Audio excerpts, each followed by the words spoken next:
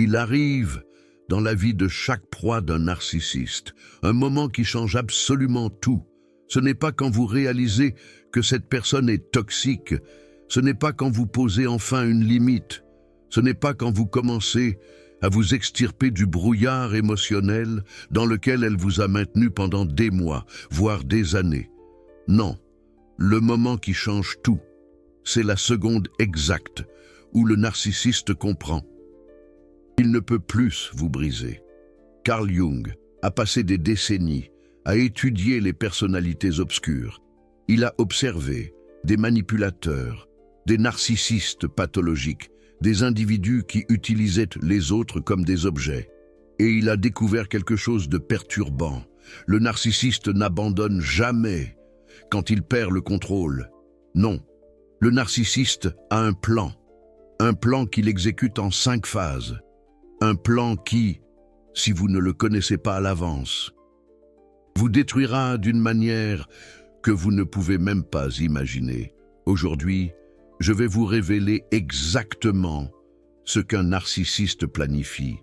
Quand il découvre qu'il ne peut plus vous manipuler, ce n'est pas de la théorie, c'est une carte de survie.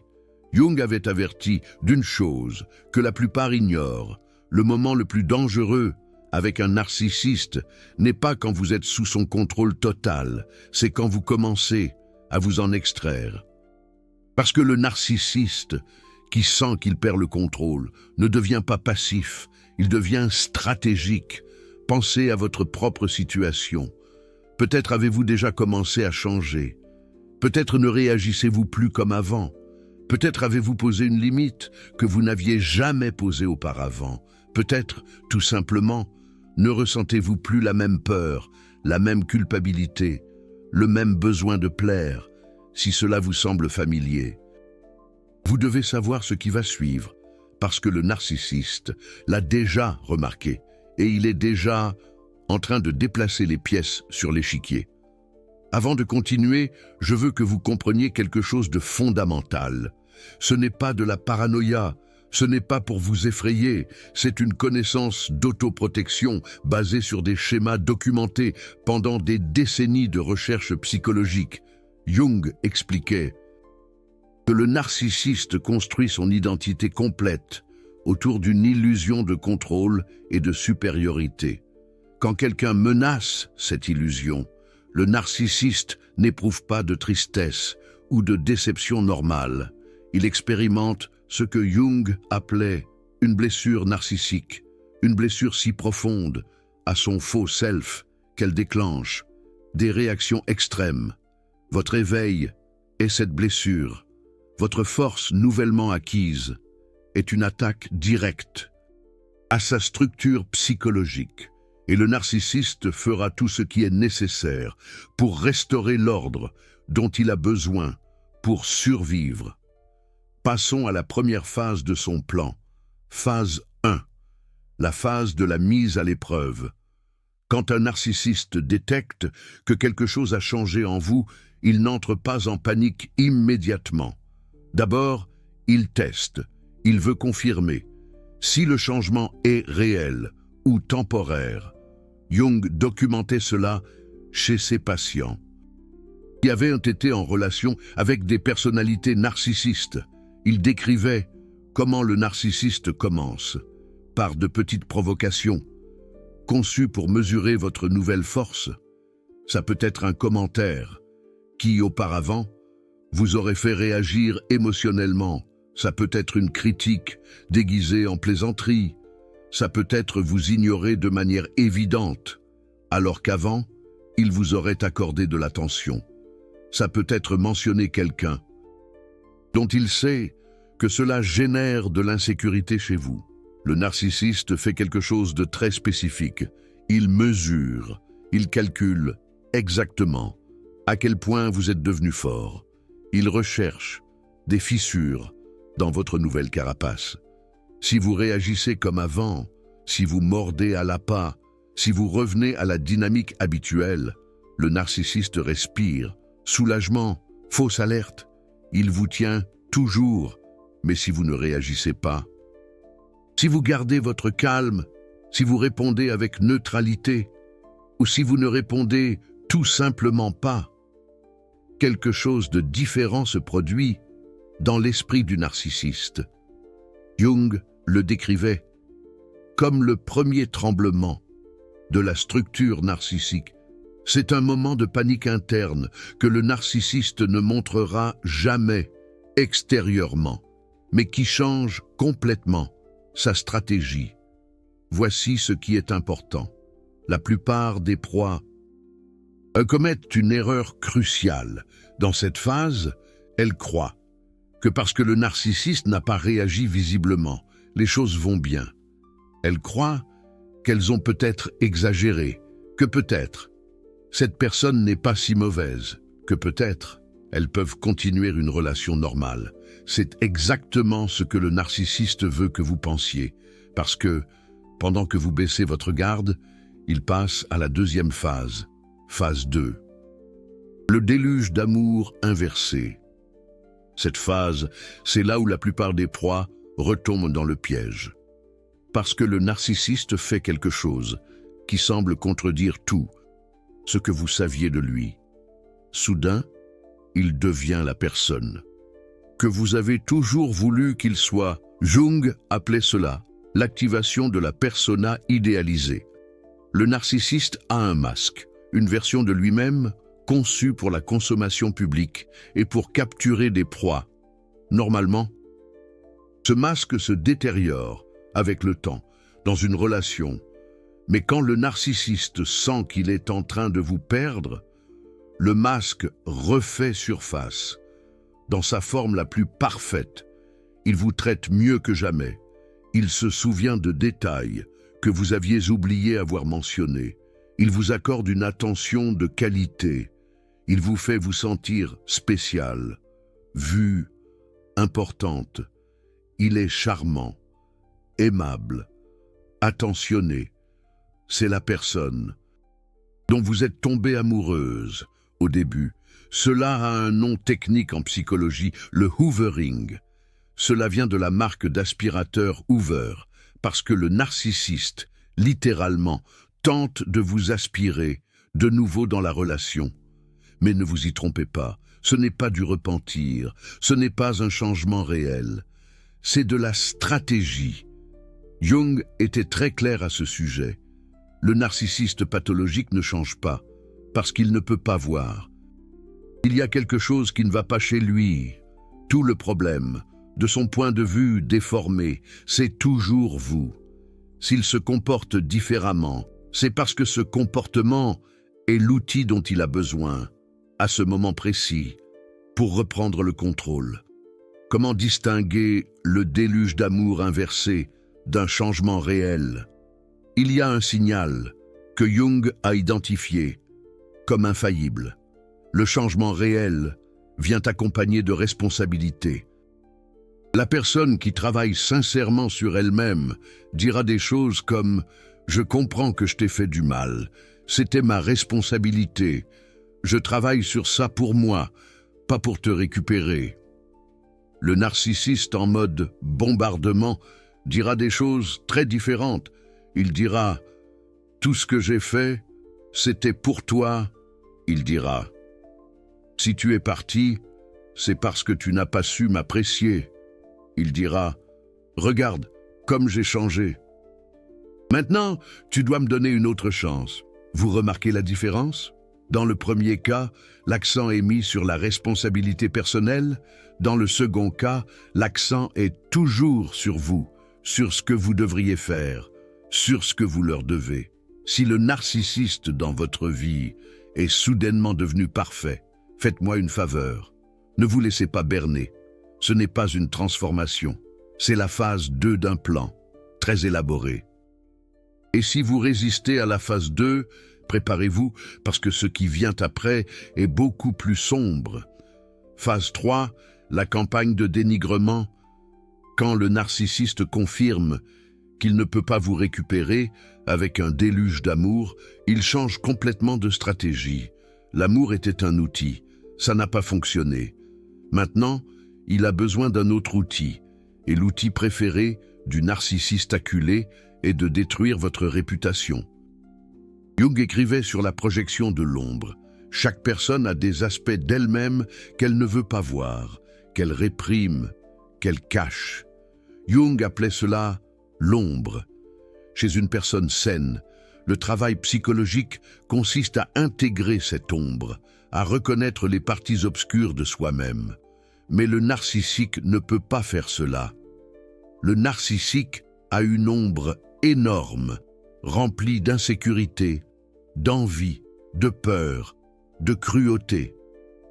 Et comme il ne peut pas la reconnaître comme sienne, il la projette sur les autres. Quand le narcissique initie une campagne de dénigrement contre toi, ce qu'il fait, c'est projeter son ombre complète sur ton image. Tout ce qu'il est, il te l'attribue. Tout ce qu'il a fait, il dit que c'est toi qui l'as fait. Voilà ce qui se passe dans la pratique. Le narcissique commence à parler avec des personnes de ton entourage, famille, amis communs, collègues de travail. Et il leur raconte une version de l'histoire complètement inversée. Dans sa version, tu es l'agresseur, tu es l'instable, tu es celui ou celle qui l'a maltraité, tu es celui ou celle qui a des problèmes psychologiques. Il est la proie souffrante qui voulait seulement t'aimer et tu l'as détruit. C'est dévastateur pour plusieurs raisons. Premièrement, parce que le narcissique est incroyablement convaincant.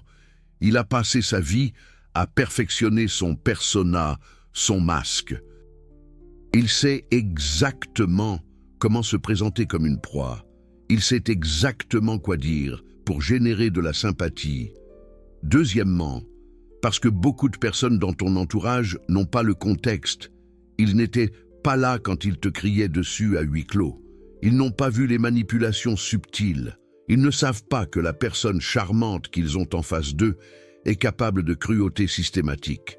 Troisièmement, et c'est le plus douloureux, parce que certaines personnes vont le croire, des personnes que tu pensais être tes amis vont douter de toi. Des personnes que tu connais depuis des années vont te regarder différemment.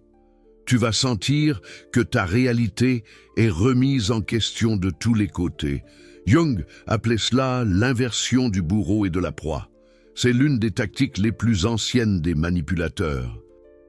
Et elle continue de fonctionner parce qu'elle fait appel à quelque chose de profond dans la psychologie humaine. Notre tendance à croire celui ou celle qui parle en premier et avec le plus d'assurance. Ici, il y a quelque chose de crucial que tu dois comprendre. La campagne de dénigrement n'est pas à propos de toi. Elle concerne le narcissique qui essaie désespérément de protéger son image. Parce que si les gens savaient ce qu'il a réellement fait, son persona s'effondrerait. Et sans son persona, le narcissique ne sait pas qui il est. Mais attends, parce qu'on n'est pas encore arrivé aux phases les plus dangereuses. Si tu résistes à la diffamation, si tu maintiens ta vérité, si les personnes qui te connaissent vraiment restent de ton côté, le narcissique doit escalader et l'escalade est brutale. Phase 4. La vulnérabilité fausse. C'est peut-être la phase la plus confuse et manipulatrice de toutes. Parce que le narcissique fait quelque chose qui semble complètement hors de son personnage. Il se montre faible, vulnérable, brisé. Il peut t'appeler en pleurant au milieu de la nuit en disant qu'il ne peut pas vivre sans toi. Il peut t'envoyer des messages disant qu'il envisage de se faire du mal. Il peut apparaître à ta porte en ayant l'air dévasté, te demandant pardon avec des larmes qui semblent absolument réelles. Jung avait un terme pour ça, la manipulation à travers le complexe de sauveur. Le narcissique sait que les personnes empathiques, les mêmes personnes qu'il sélectionne comme proie, ont un besoin profond d'aider les autres, spécialement ceux qui semblent souffrir. En se montrant vulnérable, le narcissique active ton instinct de protecteur. Soudain, tu n'es plus en colère, tu es inquiète. Soudain, tu ne poses plus de limites, tu cours à son secours. C'est un piège parfait, parce qu'il fait appel à ce qu'il y a de meilleur en toi pour l'utiliser contre toi. comment distinguer la vulnérabilité fausse de la vulnérabilité réelle. Jung donnait une clé très spécifique. La vulnérabilité réelle accepte les conséquences. La personne véritablement vulnérable dira « Je comprends si tu ne veux pas revenir. Tu mérites quelque chose de mieux. J'avais juste besoin que tu saches comment je me sens. » La vulnérabilité fausse exige un sauvetage. Le narcissique dira « Si tu me laisses comme ça, je ne sais pas ce que je vais faire. » Il dira « Tu es la seule qui puisse me sauver. » Il dira « S'il m'arrive quelque chose, ce sera de ta faute. » Tu notes la différence? L'un libère, l'autre emprisonne. L'un respecte ta décision, l'autre te rend responsable de son bien-être. Si le narcissique dans ta vie s'est soudainement effondré, il semble soudain plus fragile que jamais. Ne lui fais pas confiance automatiquement. Ça peut être réel, mais ça peut aussi être la phase 4 d'un plan conçu pour te ramener en arrière. Et si la phase 4 échoue, il reste une dernière phase, la plus froide de toutes. Phase 5, le rejet et le remplacement immédiat, c'est la phase que beaucoup de proies n'anticipent jamais, parce qu'après tant d'intensité, tant de persécution, tant d'efforts pour te récupérer, soudain, il se passe quelque chose d'inattendu. Le narcissique disparaît complètement, mais il ne disparaît pas pour souffrir en silence. Il disparaît parce qu'il a trouvé un remplacement, et pire encore, ce remplacement est exhibé publiquement, presque comme si c'était une publicité dirigée directement vers toi. Jung expliquait ça avec une clarté brutale. Le narcissique ne perçoit pas les personnes comme des individus uniques. Il les perçoit comme ce qu'il appelait des objets de fourniture, supply object, des sources de validation, d'attention, de contrôle. Quand un objet de fourniture cesse de fonctionner, le narcissique en prend simplement un autre. Il n'y a pas de deuil, pas de processus émotionnel. Il y a une transaction froide, objet cassé, objet neuf. Ce qui est perturbant dans cette phase, c'est la vitesse. Ça peut être des semaines, des jours, même des heures après son dernier appel en pleurs ou son dernier message désespéré.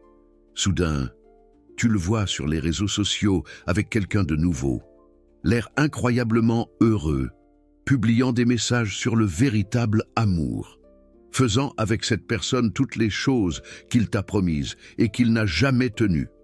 Ce n'est pas une coïncidence, c'est de la vengeance psychologique. Jung appelait ça la blessure narcissique externalisée. Comme le narcissique ne peut pas traiter le rejet, il le transforme en une attaque. Et la façon de t'attaquer, c'est de te montrer que tu es complètement remplaçable, que tu n'as jamais été spécial, que la vie sans toi est, en fait, bien meilleure.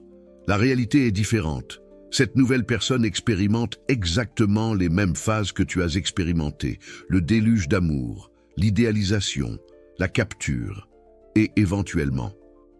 Quand cette personne se réveillera aussi, le même cycle complet. Mais comprendre ça intellectuellement n'allège pas toujours la douleur. Voir le narcissique apparemment heureux avec quelqu'un d'autre, spécialement après tout ce que tu as traversé, peut être dévastateur. C'est ici que Jung te donnerait le conseil le plus important de tous. Le rejet n'est pas une question de ta valeur. Il s'agit de l'incapacité du narcissique à valoriser quelqu'un qu'il ne peut pas contrôler.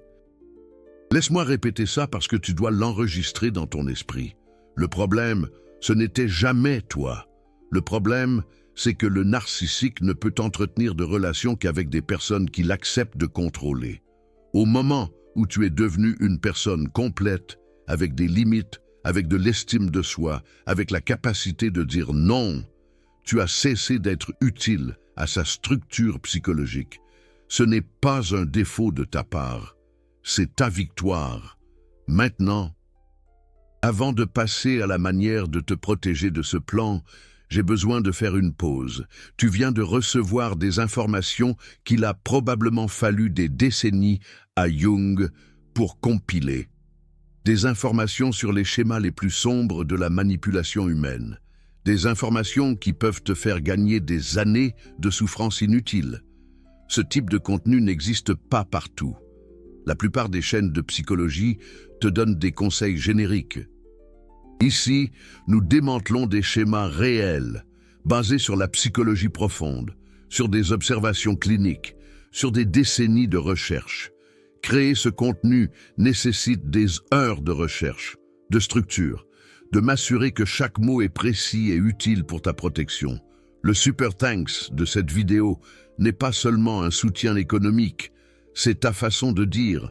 Cette information a de la valeur. Continue à révéler ce que d'autres préfèrent ignorer. Continue à protéger les personnes qui ont besoin de savoir ça. Si cette vidéo t'a donné de la clarté, si elle t'a aidé à comprendre quelque chose que tu ne pouvais pas nommer avant, si elle te donne des outils pour te protéger, le super thanks là en bas est ta façon de maintenir ce contenu vivant. Parce que la vérité, c'est que parler de ces choses dérange. Parler de narcissiques, de manipulateurs, de personnes qui utilisent les autres sans remords. Il y a des personnes qui préféreraient que ces sujets restent silencieux, mais le silence ne protège que les manipulateurs. La connaissance, TE, protège, toi. Maintenant, si. Passons au plus important. Comment se protéger quand on sait que le narcissique a un plan? La première technique de protection que Jung enseignait était ce qu'il appelait l'observation sans absorption. Quand le narcissique exécute l'une de ces phases, le but est de te faire réagir émotionnellement. Parce que ta réaction émotionnelle lui donne des informations, lui donne du pouvoir, lui donne du contrôle. L'observation sans absorption signifie que tu observes son comportement comme si tu étais un scientifique observant une expérience.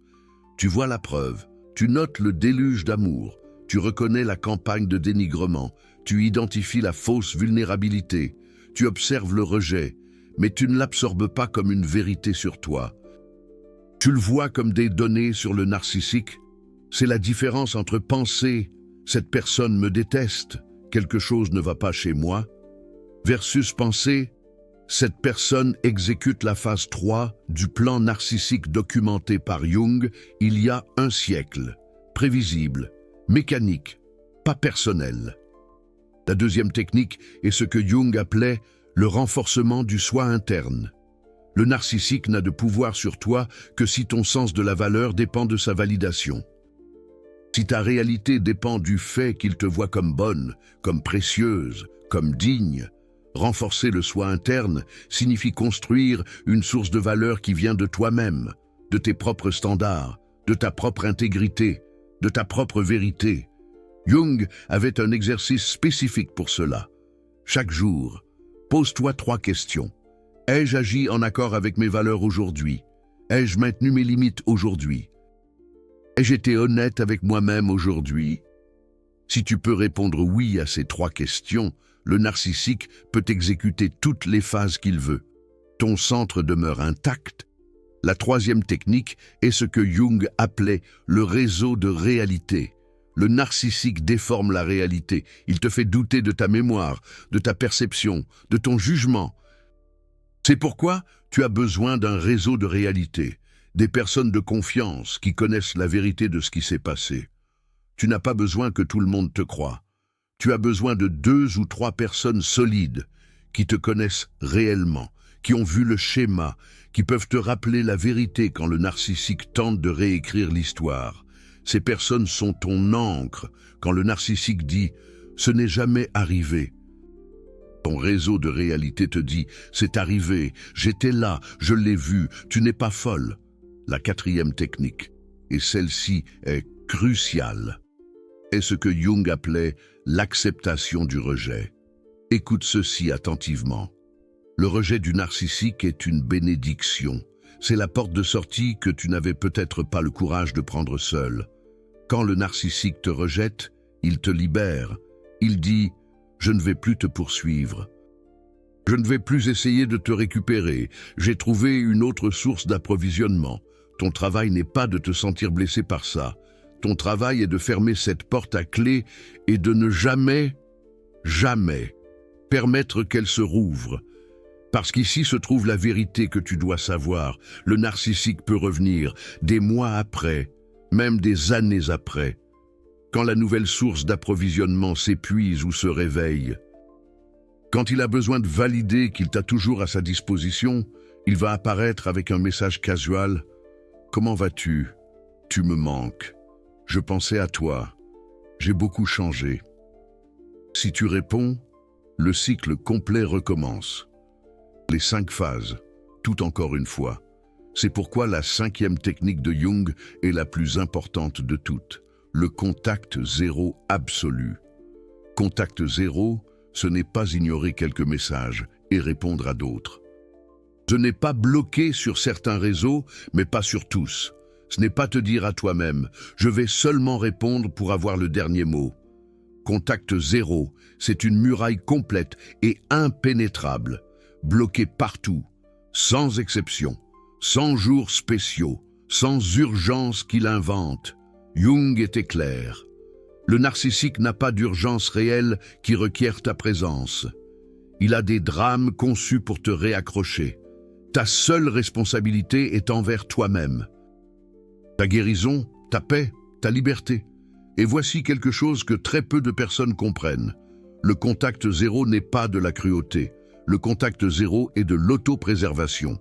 C'est la frontière finale qui dit au narcissique « Tu n'as pas accès à ma vie, tu n'as pas de voix dans ma tête, tu n'as pas de place dans mon futur. » Jung disait que le moment où une proie de maltraitance narcissique récupère complètement son pouvoir est le moment où elle peut voir le narcissique essayer de manipuler et ne ressentir absolument rien. Ni colère, ni tristesse, ni tentation de répondre, seulement de l'indifférence. L'indifférence qui vient de savoir que cette personne n'a plus rien à t'offrir, ni son amour, ni son approbation, ni son attention. Parce que finalement, tu as compris que tout ce que le narcissique offre est une illusion, et tu ne vis plus dans des illusions. Alors, où en es-tu maintenant? Si tu écoutes cette vidéo, tu es probablement dans l'une de ces phases. Peut-être viens-tu de te réveiller et le narcissique est dans la phase de test. Peut-être résistes-tu au déluge d'amour. Peut-être souffres-tu de la campagne de dénigrement. Peut-être es-tu confuse par la fausse vulnérabilité. Ou peut-être as-tu déjà été rejeté et essaies-tu de comprendre ce qui s'est passé, où que tu sois. Je veux que tu saches quelque chose. Le simple fait que tu sois ici, à rechercher des informations, à essayer de comprendre, te place déjà dans une position avantageuse. Le narcissique dépend de ton ignorance. Il dépend du fait que tu ignores qu'il existe un plan.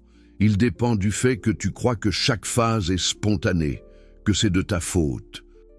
Et que si seulement tu faisais quelque chose de différent, tout s'arrangerait. Mais maintenant, tu sais, maintenant, tu vois le schéma.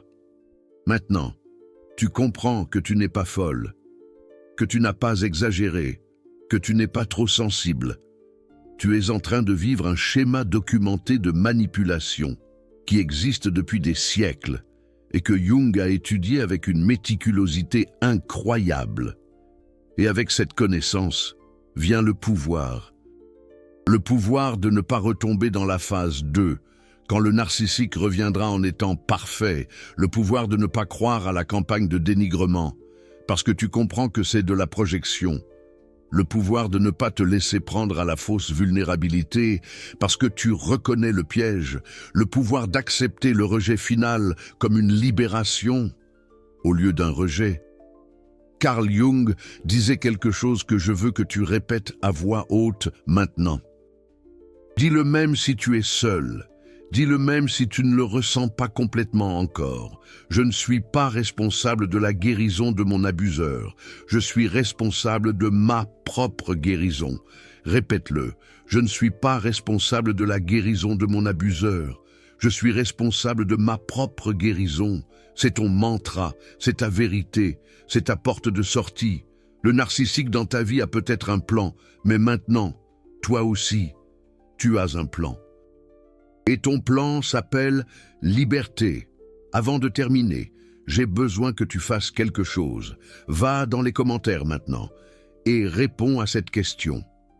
Dans quelle phase du plan narcissique es-tu actuellement? Tu n'as pas besoin de donner de détails.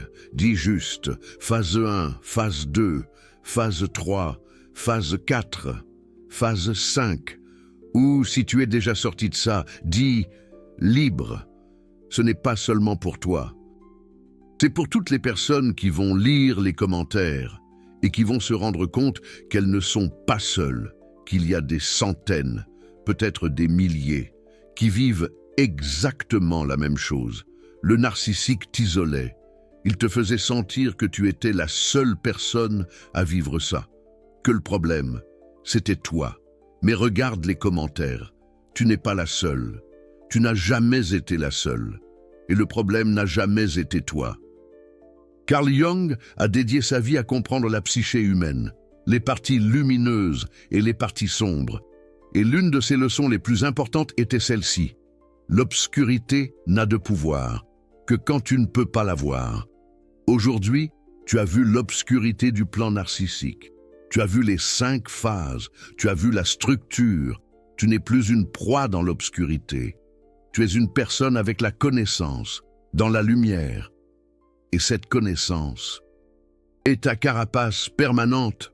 On se retrouve dans la prochaine vidéo, où on va parler de quelque chose d'aussi important. Comment reconstruire ta vie après le passage du narcissique? Comment récupérer ta confiance? Comment renouer avec des personnes saines? Comment savoir que tu ne retomberas plus jamais dans ce schéma? Parce qu'il ne suffit pas de sortir de ça. Il faut guérir. Et la guérison a ses propres étapes. Mais pour l'instant, respire. Tu es en sécurité. Tu es en train d'apprendre. Tu es en train de grandir. Le narcissique voulait te briser et il n'a pas pu. C'est ta victoire.